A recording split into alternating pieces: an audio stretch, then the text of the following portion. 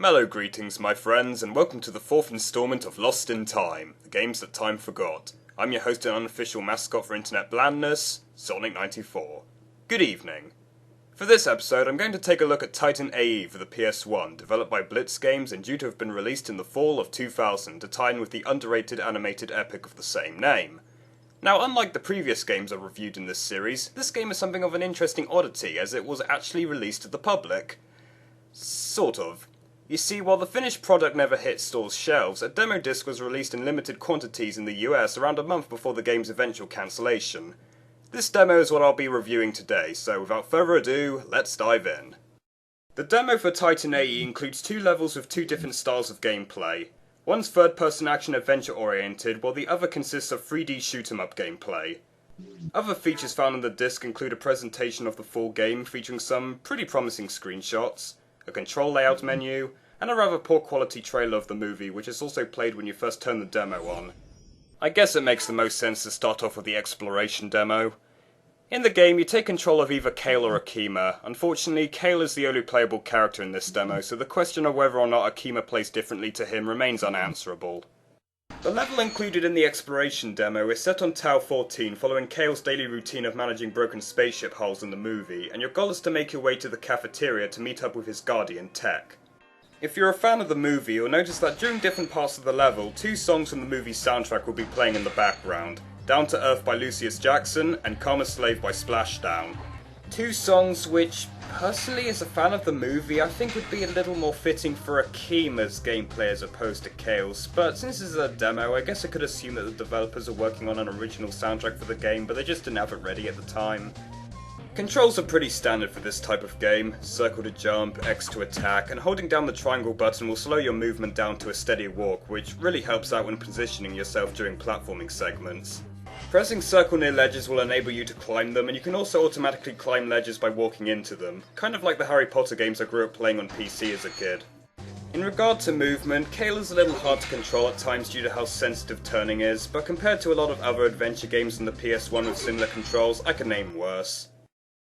Throughout the level, you have to solve simple puzzles which usually involve finding items like keycards to open doors, and a wrench which is used to break crates which are blocking your path. You also eventually pick up a blaster which you can use to slow down the dredge aliens in the cafeteria, ventilation shaft, and hangar bay, just like in the movie. I say slow down because you can't really kill dredge since they're pure energy, so don't bother to continue shooting at them if they reanimate themselves. Overall, it's pretty standard affair for the action-adventure genre, but it works, and it's certainly more playable than some other movie-licensed games on the PS1 which fall into the same category. Any drawbacks? Well, yeah, there are a few issues. When fighting opponents, it can be a little difficult to determine when it's the best time to attack, as they frequently block when attacking them directly. You can lock onto enemies by holding the L1 button, which is the recommended method of facing off these guys, but the feature is a little awkward to use due to sluggish movement. Also, halfway through the level, you've really got to have some prior knowledge to what happened in the movie in order to progress, as there's a point where you have to shoot the gravity drive in the cafeteria to escape the pursuing dredge, without the game making it obvious to you. Now, if you're someone who watched the movie, you would know that this gravity drive was notorious for malfunctioning, and that shooting it provided our heroes a quicker escape through the ventilation shaft. However, considering the majority of you out there are people who have most certainly not seen the movie, you're going to be pretty hard pressed into what you're supposed to do, and will probably end up getting killed once the dredge catch up to you. But the biggest problem I have with this style of gameplay is probably the camera.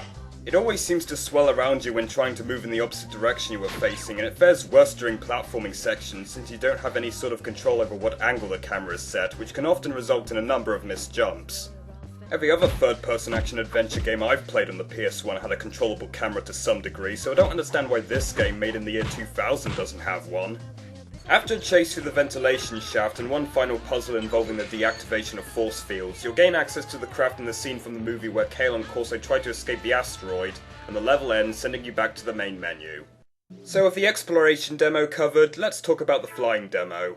To me, this is the more entertaining demo to be found on the disc. It's essentially on-rails 3D shoot-'em-up gameplay akin to games like Star Fox 64, Sin and Punishment, and even the Sky Chase levels of Sonic Adventure, where you take control of what I think is one of those human fighter craft which are briefly shown in the film's opening sequence.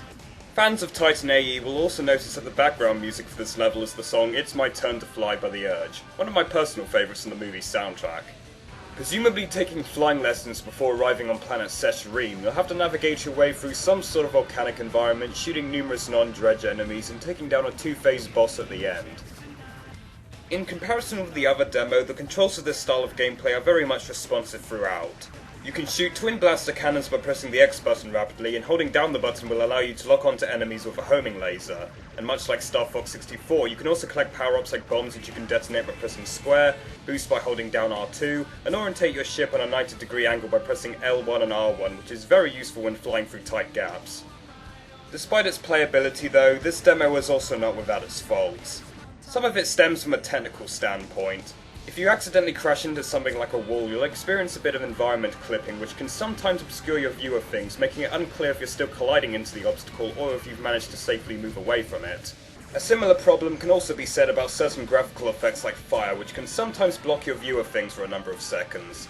It isn't too much of a problem during the majority of the level, but when you're trying to defeat the level boss in the cave where you have less area to move around, it can certainly cause frustration. One other problem I have with this demo, which is more of a weakness than an actual flaw, is that there seems to be a lot of occasions where I'm just waiting for something to shoot at. You can literally spend upwards of a minute dealing with nothing but lava hazards.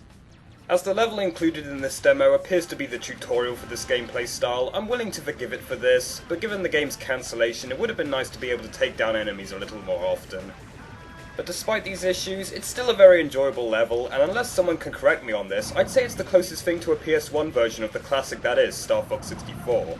So with both gameplay styles touched upon, I think it's time to wrap everything up with the final verdict.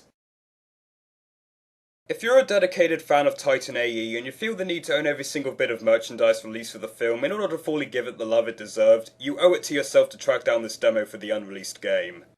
If you live in the US, you could probably find it for sale online, and while I definitely prefer the flying demo, the levels included are both enjoyable and are worth replaying a good number of times. As for why it was cancelled, anyone can guess the movie's disappointing box office earnings was really more than enough to convince the developers to pull the plug on the game. However, this may not have been the whole story. According to this IGN article, a representative at Fox Interactive stated that the movie's dismal performance was only one of a number of problems which led to the game's cancellation. But they don't state what these problems were exactly, so I have no idea what they could be. So in conclusion, if you're a fan of the movie, go for it. If you're not a fan of the movie, you might want to skip it, but if you liked what you saw in this episode and you think it's right up your alley, then by all means check it out. And check out the movie Titan A.E. It's still one of the most criminally underrated animated productions of all time, and in my opinion, one of Don Bluth's best. This brings us to the end of another Lost in Time episode, everyone. So until we meet again, this is Sonic94 saying good night, goodbye, and God bless.